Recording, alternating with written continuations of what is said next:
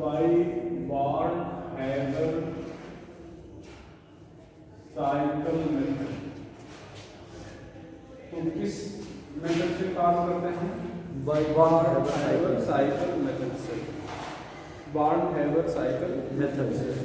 यहाँ पर हम देखिएगा सभी लोग, देखिएगा बार्न हैवर साइकिल मेथड। यहाँ पर सोडियम सॉलिड लिया गया, इसको गैस में कन्वर्ट करेंगे तो सोडियम गैस हो जाएगा, और इसको आयन में कन्वर्ट करेंगे तो ये हो जाएगा। यहाँ पर क्या जाएगा? सब्लिमेशन, सब्लिमेशन एनर्जी, ये नहीं, हाँ ये आयनाइजेशन एनर्जी, और यहाँ पर Cl2 है तो इसको तोड़ेंगे तो हाफ डिसोसिएशन, यहाँ पर Cl गैस। अब ध्यान देना बेटा, अगर यहाँ पर डिसोसिएशन, यहाँ पर हमें चाहिए एक Cl, समझिएगा कॉन्सेप्ट को, चाहिए हमें एक Cl, Cl2 को तोड़ दिए तो Cl दोनों अलग हो जाएंगे तो कितना बनेगा? 2 Cl। तो इसका मतलब कि अगर मोल की बात करें तो इसको एक मोल तोड़ेंगे कितना मोल बनेगा? 2 मोल बनेगा। और चाहिए हमें एक मोल Cl चाहिए, एक मोल Cl2 नहीं चाहिए, तो एक मोल Cl2 बनाने के लिए हमें कितना मोल Cl2 तोड़ना पड़ेगा? आधा मोल। तो आधा मोल तोड़ने के लिए आधा मोल ही एनर्जी देना पड़ेगा, मतलब जितना डिसोसिएशन एनर्जी थी उसकी आधी तो देनी पड़ेगी। जी सर। बात सुनो ना, इसलिए यहाँ पर हाफ दी। अच्छा जैसे ध्यान देना, अगर MgCl2 बनाते हैं तो यहाँ पर Mg लिखते हैं, यहाँ पर Mg डबल प्लस रहता, तब हमें दोनों Cl की जरूरत थी, Cl2 दोनों, इसमें तो दोनों Cl की जरूरत थी, तब हमें यहाँ पर 2 Cl चाहिए था, तब यहाँ पर क्या लिखते हैं? D, मतलब रटना नहीं है, समझ ना? ये NaCl के लिए बुक में एग्जाम्पल मिलता है, पढ़ाते समय NaCl का ही पढ़ाते हैं, तो जब NaCl का ही पढ़ाते हैं तो दिमाग में आपके फिर हो जाएगा ये तो हाफ डी चाहिए हमें। ठीक है, चाहिए हमें क्या? हमें अपने कंडीशन के अनुसार AlCl3 में बनाना है, तो यहाँ पर तो एल्यूमिनियम हो ही जाएगा। हमें कितने चाहिए Cl? 3, तो 3 Cl हमें कितने से मिलेगा? 3/2 Cl2 से, ऐसे मिलेगा ना? तो इसका मतलब 3/2 Cl2 कितने मोल? 3/2 मतलब 1.5 मोल, तो यहाँ पर 3/2 D चाहिए, बस है ना? तो ये कंडीशन के अनुसार ही बदलेगा, ठीक है? यस। अब ये देखो बेटा, अब ये यहाँ पर एक इलेक्ट्रॉन जुड़ेगा प्लस 1 इलेक्ट्रॉन, यहाँ पर -1 इलेक्ट्रॉन था, तो ये Cl माइनस ये गैस, अब ये Na प्लस और Cl माइनस जुड़ा तो NaCl ये सॉलिड हो गया। यहाँ पर जो एनर्जी निकली इसको क्या बोल रहे हैं? Lattice energy. क्या बोल रहे हैं? Lattice energy. तो ध्यान रखिएगा, किसी भी कंपाउंड को फॉर्म करने में जो इंथैल्पी चेंज होता है उसको हम लोग क्या कहते हैं? Heat of formation. Heat of formation हो गया किसका? NaCl का। तो कौन कौन सी एनर्जी निकली? Sublimation energy, ionisation energy, half dissociation energy, यहाँ पर बेटा इलेक्ट्रॉन इफेक्टिव बोलेंगे, ये electron effective plus lattice energy. अब आप यहाँ पर ध्यान देना, यहाँ पर मैथमेटिकल क्वेश्चन नहीं पूछना, अभी हमारे नॉलेज में 20 साल से पढ़ा रहे, नहीं पूछा गया, ठीक है? यहाँ पर ध्यान दीजिएगा, यहाँ पर बस फार्मूला पूछ सकते हैं आपसे, फार्मूला आपको याद या देखो यहाँ पर जैसे मान लो पूछ ही लिया, मान लो फॉर्मेशन पूछ लिया तो सारी एनर्जी दी गई है। एक डिसोसिएशन पे ध्यान रखना है, एक डिसोसिएशन वाले पे आपको ध्यान रखना है कि यहाँ पर डिसोसिएशन में हम लोग किस वैल्यू से मल्टीप्लाई करेंगे, ठीक है? तो सब वैल्यू जोड़ देंगे, हमें मिल जाएगा। अच्छा मान लो ये फॉर्मेशन दिया गया है, फॉर्मेशन दिया गया है, ये सब दिया गया है, इसमें से कोई एक नहीं दिया गया है, मिल जाएगा या नहीं मिल जाएगा? कोई भी नहीं दिया गया तो मिल जाएगा। एक क्वेश्चन लिखो,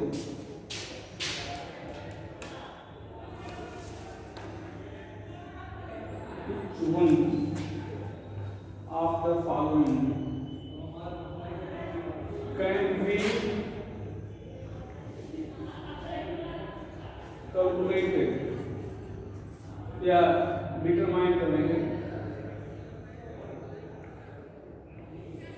by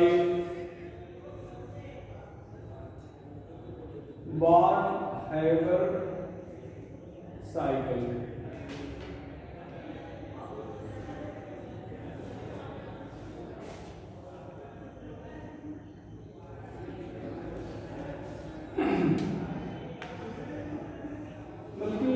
कैन नॉट बी का बेटा।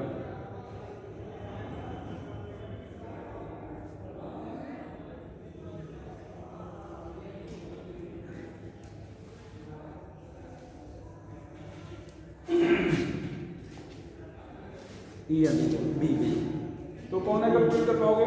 B electronegativity. तो बार हाइपर साइकिल से हम लोग इलेक्ट्रोनेगेटिविटी नहीं कंप्लीट कर पाएंगे। क्या कंप्लीट कर लेंगे? Ionisation energy, electron affinity, lattice energy, dissociation energy, ठीक है समझिए। तो ऐसे भी क्वेश्चन पूछे जा सकते हैं। ठीक है, yes.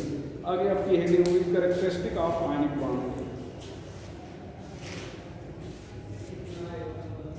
Characteristic of ionic bond.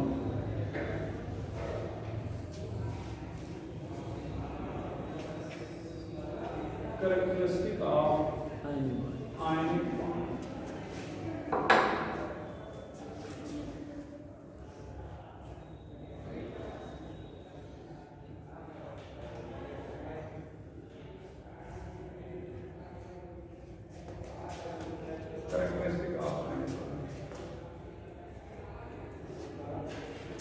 Now,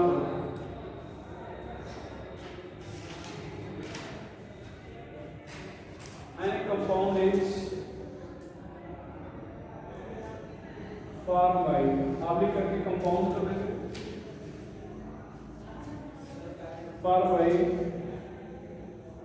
oppositively charged ion।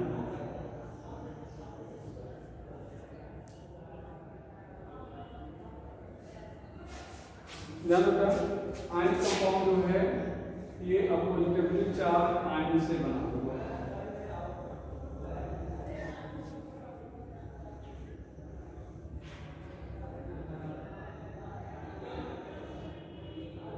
ये आयनिक क्रिस्टल हो गया।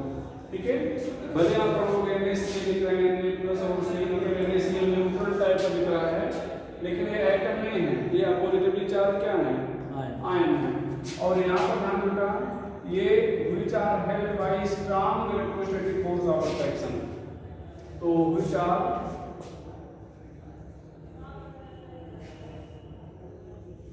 Held by strong electrostatic force of attraction, which are held by strong electrostatic force of attraction। ठीक है, तो ये strong electrostatic force of attraction। अच्छा, due to which पहला they exist in solid state,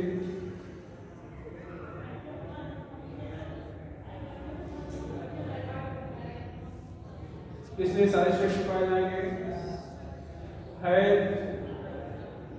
high melting point and boiling point, hard and brittle. Brittle का मतलब क्या होता है? चटर टूटना। ठीक है, और does not conduct electricity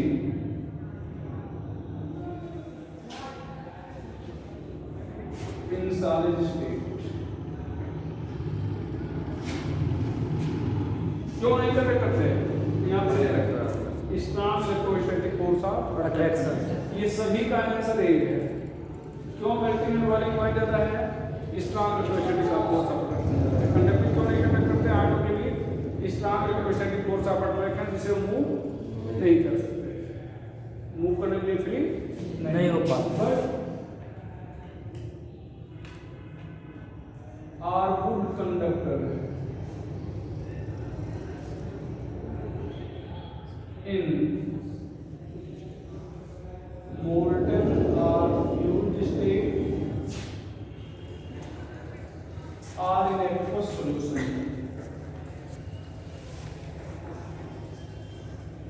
Good conductor in molten or fused state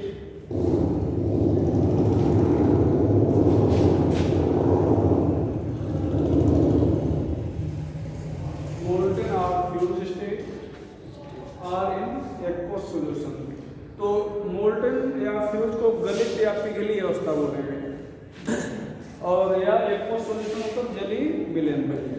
conductive किसके कारण होगी बेटा? आयन के कारण। मिटा दे इसको। Yes. And conductivity is due to ion and Conductivity due to ion.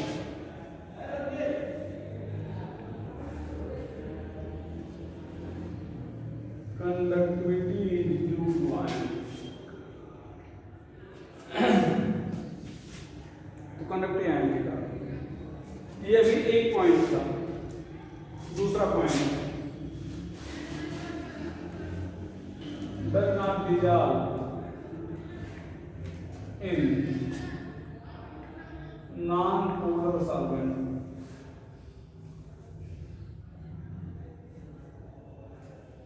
like in CS2, CCl4, benzene, toluene, N-hexane, N-hexane,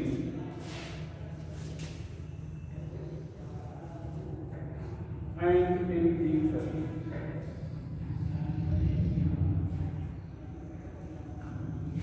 But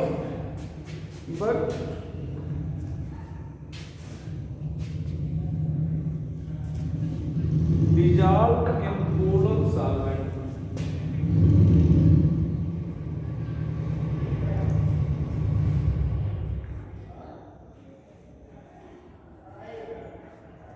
Like H2O in H2O in the Cl and CS3OH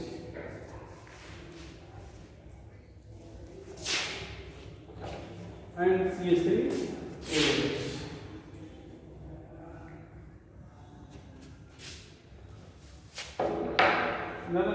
CS2 CCl4 इन सब में डालने होगा। यहाँ पर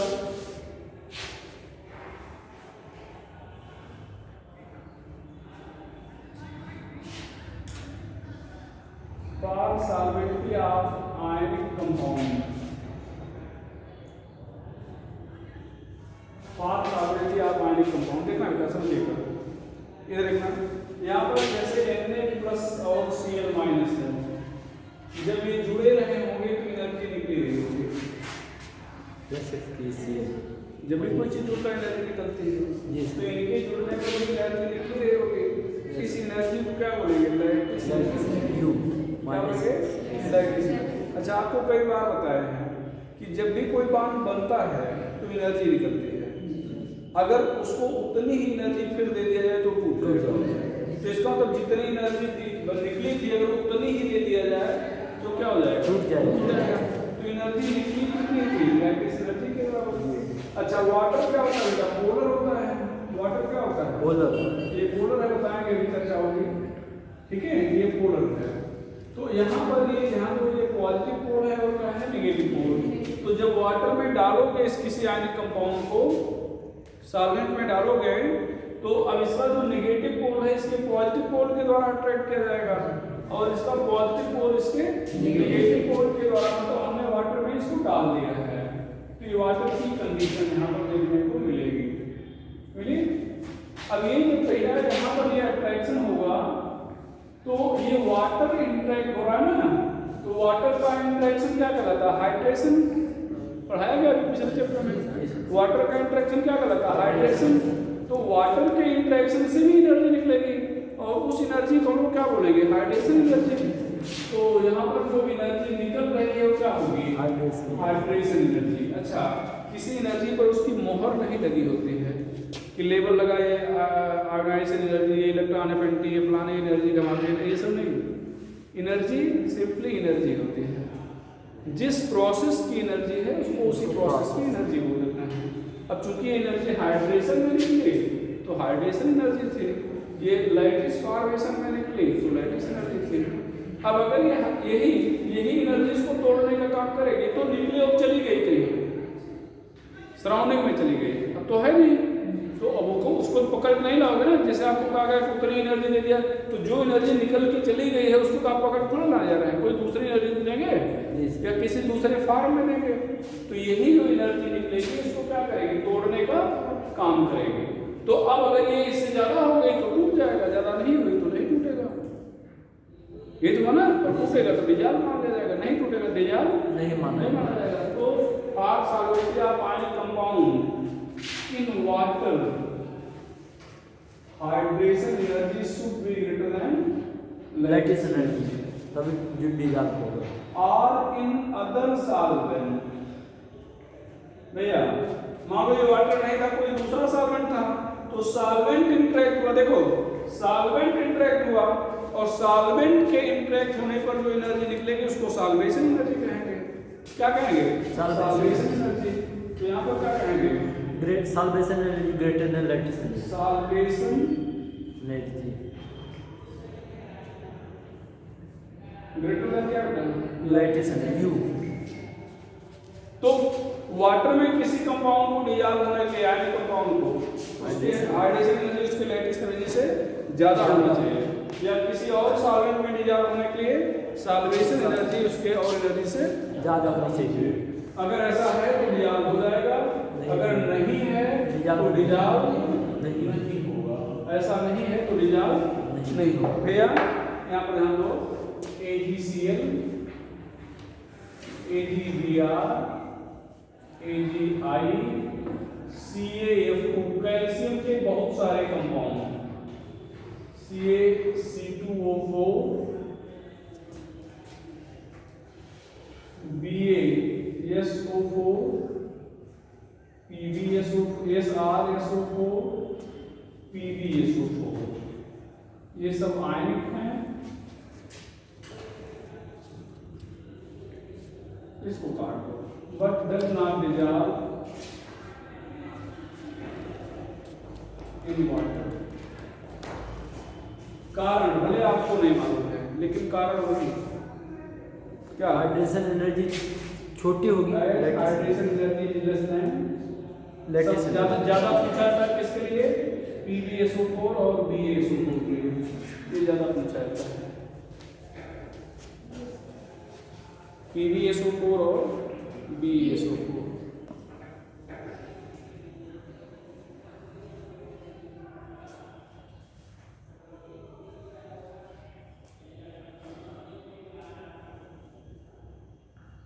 आप लोग physics में एक फार्मूला पढ़ेंगे फोर्स के लिए, F इक्वल टू 1/4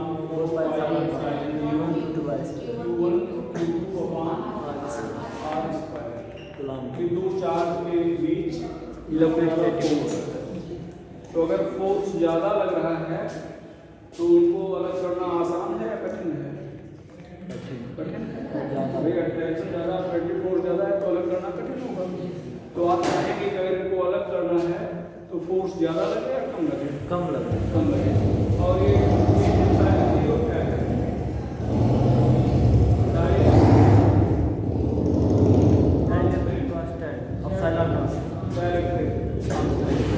तो डायरेक्ट्रिक कांस्टेंट अगर ज़्यादा होगा मीडियम का तो फोर्स ऑफ अट्रैक्शन क्या हो जाएगा?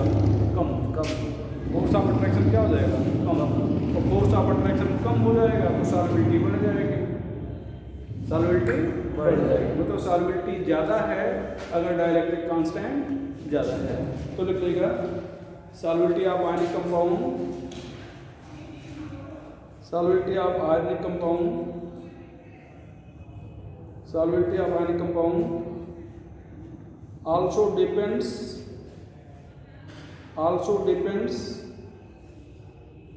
upon dielectric constant. Solubility of ionic compound also depends upon dielectric constant of solvent.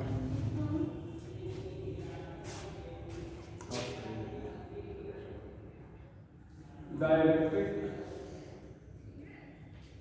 constant of solvent, directly proportional to solubility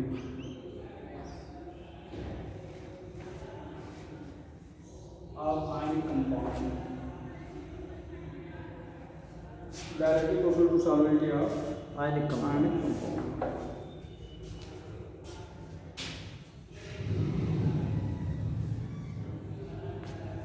Directly proportional to solvency of ionic compound.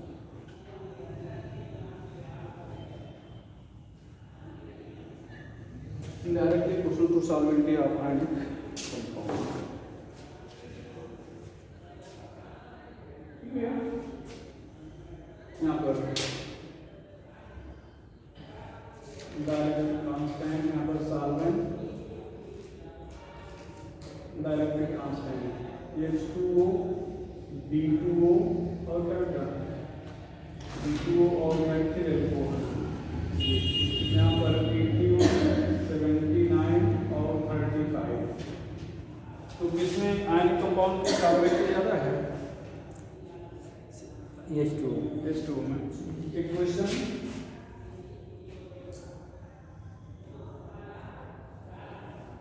D2O क्या है? भारी जल। भारी जल।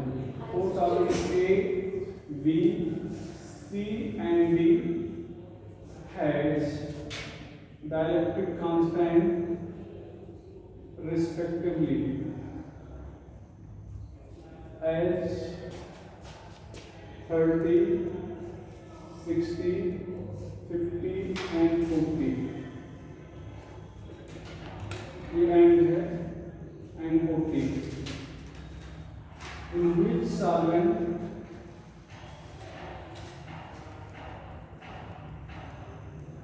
of NaCl या ionic compound का दिया है इज मैक्सिमम किस लेटर? बी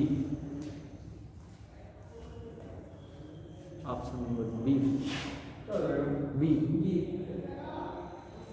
30, 40, 50, 40।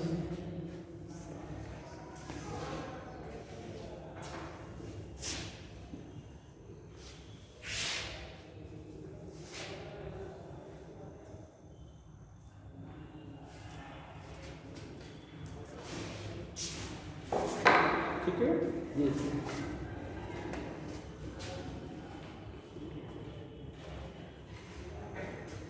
अगला point, ionic bond is non directional.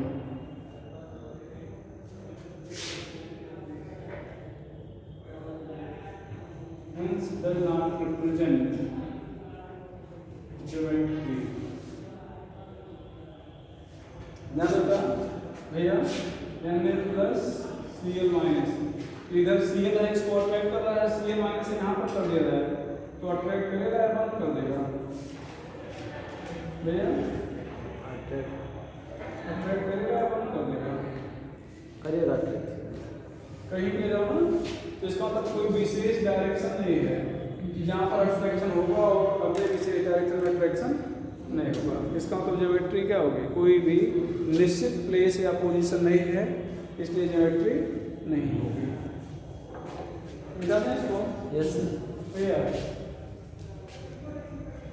अगला point, ionic compound represent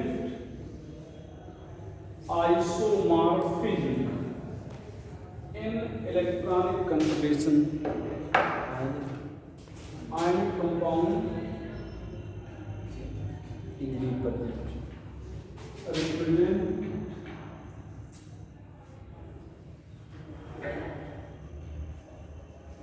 isomorphism in electronic conformation. Ionic compound electronic conformation में आइसोमॉर्फिज्म शो करेगा।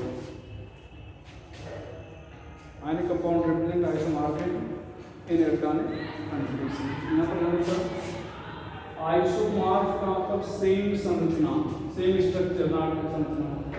ठीक है, यहाँ पर ध्यान दो, कितने इलेक्ट्रॉन है? 10 इलेक्ट्रॉन, 10 इलेक्ट्रॉन, 10 इलेक्ट्रॉन। तो सभी का इलेक्ट्रॉनिक कन्फिगरेशन एक ही जैसा होगा ना, तो इसका मतलब सेम है। तो ये हो गया characteristic of ionic compound.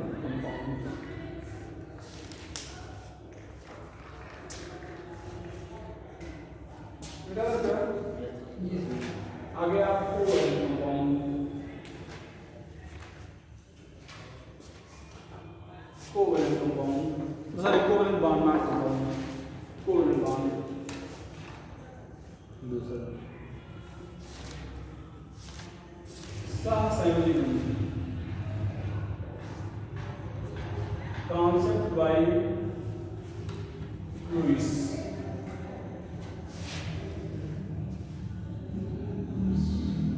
Far by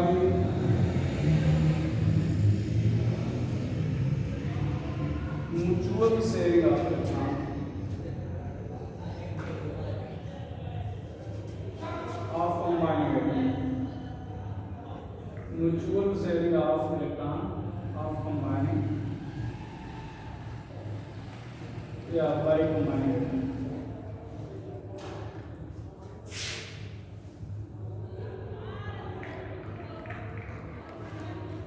ठीक है, यहाँ पर ध्यान रखना कि कंबाइनिंग एटम एसीएल के पास कितने इलेक्ट्रॉन हैं? 7। यहाँ पर एक इलेक्ट्रॉन शेयर हुआ तो कितना हो गया? एक साथ था। दोनों के पास 8 इलेक्ट्रॉन हो गए एक एक शेयर करके। ये क्या हो जाएगा? Single bond. 2 इलेक्ट्रॉन शेयर करेंगे, ऑक्सीजन 2 इलेक्ट्रॉन शेयर कर रहा है, डबल बॉन्ड, तो यहाँ पर वो डबल बॉन्ड हो गए, 4 इलेक्ट्रॉन साथ।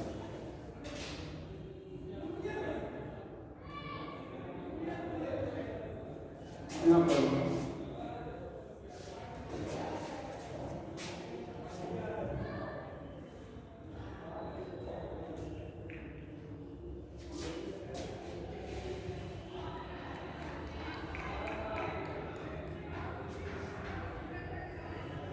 नाइट्रोजन 5 ठीक है। जी सर।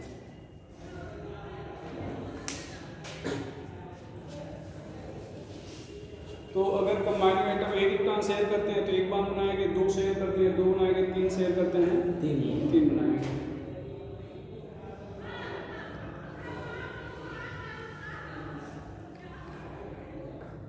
बन गया क्या? Yes sir.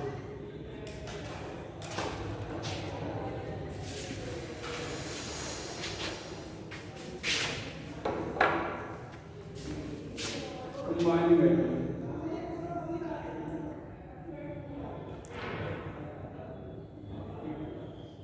form single, double and triple bond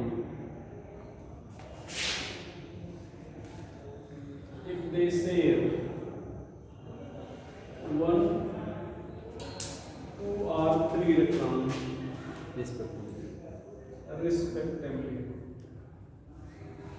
ठीक है, तो कंबाइनिंग एटम एक इलेक्ट्रॉन बनाएंगे, 2 इलेक्ट्रॉन बनाएंगे या 3 सॉरी एक बॉन्ड बनाएंगे, 2 बॉन्ड बनाएंगे या 3 बॉन्ड बनाएंगे।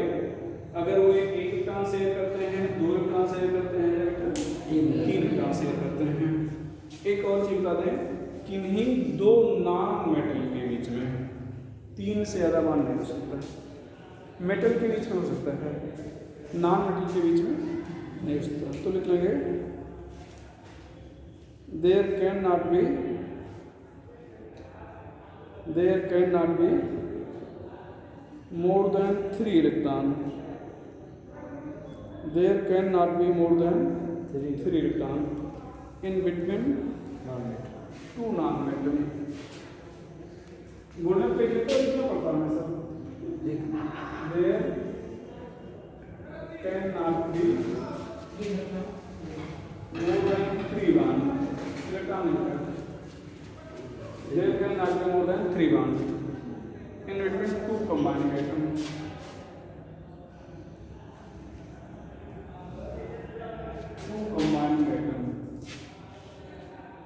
सर एग्जांपल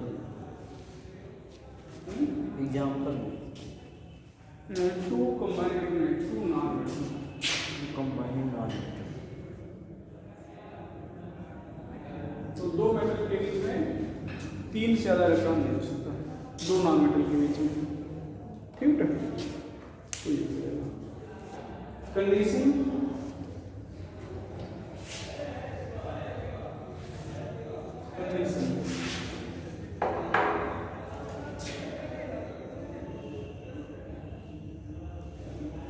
पहला, इसको क्या पढ़ेंगे?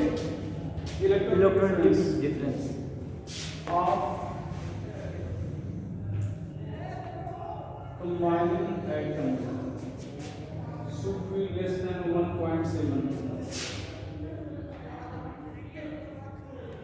Electron affinity of both atoms should be high. दोनों को इलेक्ट्रॉन पसंद हो, तो जब दोनों को पसंद होगा तो कोई देगा नहीं, किसी को लेने का प्रयास करेंगे, तो फिर क्या करेंगे? फाइनल से करेंगे। और थर्ड पॉइंट क्या होगा?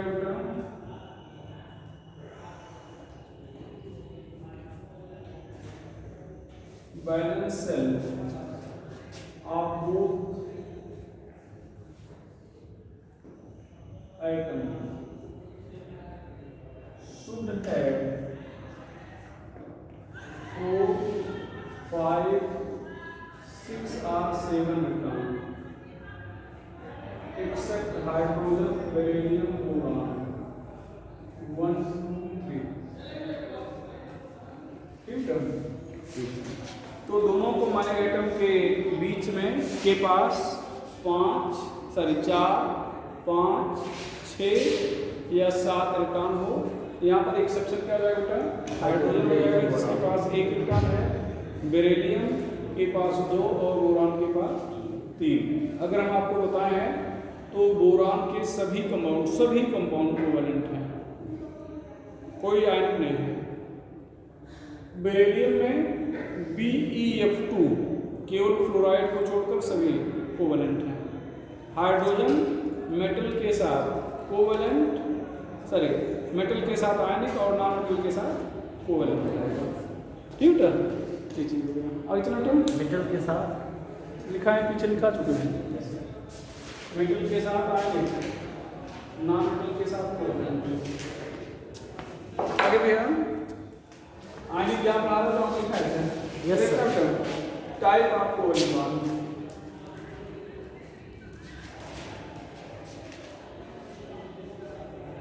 To type. पहला non polar covalent,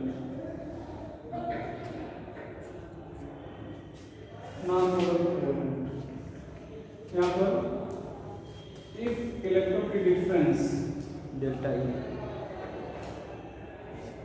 of combining atom is equal to 0, ठीक है। Electron difference of combining atom is equal to 0। ClCl carbon iodine, देखो 2.5 दोनों के इलेक्ट्रॉन सेम है, तो दोनों में से कोई भी एटम अगर चाहे कि सेम ट्रांसफर को अपनी तरफ खींच ले, खींच तो नहीं क्या ऐसा कर पाएगा? नहीं कर पाएगा। तो अगर खींचता तो कोई चार्ज डेवलप होता, खींच तो पा नहीं कर रहा है, तो इसका मतलब कोई चार्ज डेवलप नहीं हो रहा है। इसका मतलब क्या है? नॉन पोलर है। क्या है? नॉन पोलर, ठीक है। तो ये नॉन पोलर कोवैलेंट हुआ, ठीक है, ठीक है। पोलर कोवैलेंट इलेक्ट्रोनेगेटिविटी डिफरेंस है।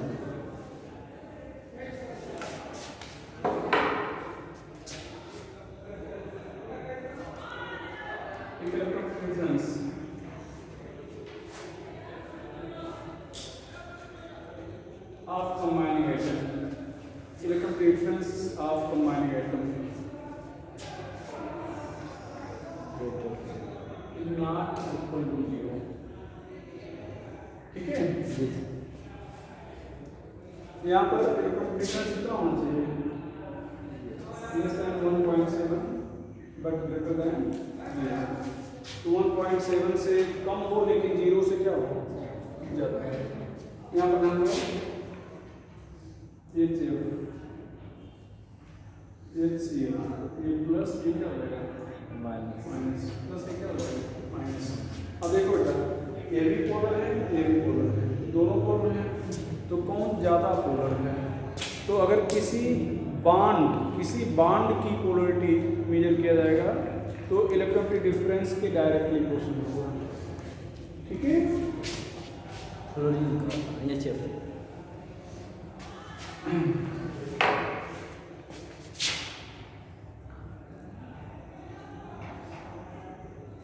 polarity of bond directly proportional to electrostatic difference। ठीक है, जी सर। यहाँ पर बेटा HF, HCl, HBr, HI electrostatic difference घट रहा है, पोलरिटी क्या होगी? घट रही है। ये RF, RCl, RBr, RI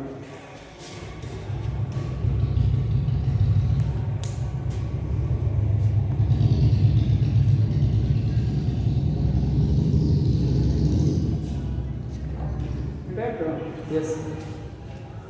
but polarity of compound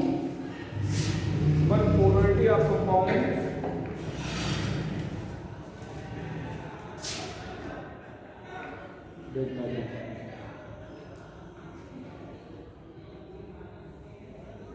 is measured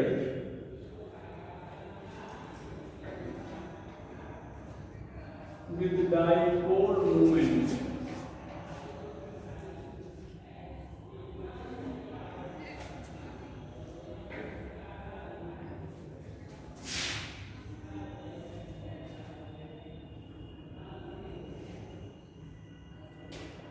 mu से रिप्रेजेंट करते हैं। ये म्यू इक्वल टू होता है Q into D, charge on one atom,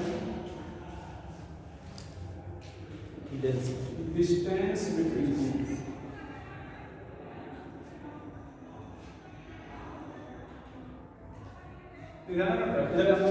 जैसे ये TF है, ध्यान दो, ये इलेक्ट्रॉन खींचेगा और ये इस पर इलेक्ट्रॉन चला जाएगा, तो H पर माइनस आएगा, प्लस आएगा, और F पर क्या आएगा? माइनस। प्लस और माइनस, तो जितना इलेक्ट्रॉन खींचा उतना ही माइनस हुआ और उतना ही इलेक्ट्रॉन तो यहाँ से गया। जी सर। भाई जैसे हम आपसे 10 रुपये छीन लिए तो हमारा फायदा कितने का? 10 ही का। 10 का, और नुकसान आपका कितने का? 10 ही का। ऐसा तो नहीं कि हमारा फायदा 20 का हुआ, आपका नुकसान 10 का हुआ। जी सर। तो इसका मतलब जितना प्लस होगा उतना ही क्या होगा? माइनस। बात बराबर होगी ना? Yes, sir. इसीलिए लिखा गया कि चार्ज ऑन वन एटम, मतलब किसी भी एटम का चार्ज ले लो। दिमाग में ना आए कि अरे यहाँ पर कुछ और यहाँ पर कुछ और, ऐसा नहीं। अच्छा वैल्यू नहीं लिखो, मतलब ये साइन नहीं, बस वैल्यू। ठीक है, और दोनों के बीच में दूरी कितना है? ठीक है, तो यहाँ पर मिटा देगा। Yes sir. चलो, अच्छा ये वेक्टर क्वांटिटी है, ये क्या है? वेक्टर क्वांटिटी, ये वेक्टर क्वांटिटी है। अच्छा अब देखिए बेटा, यहाँ पर जो चार्ज की बात हो रही है ये 4.8 into 10⁻⁻10 ESU, और D जो है 10⁻⁸ सेंटीमीटर। ध्यान देना, ये ESU क्या है? इलेक्ट्रोस्टैटिक यूनिट, एक इलेक्ट्रॉन पर उपस्थित चार्ज है CGS यूनिट में।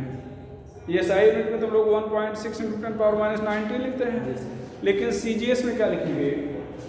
4.8 × 10⁻⁻10।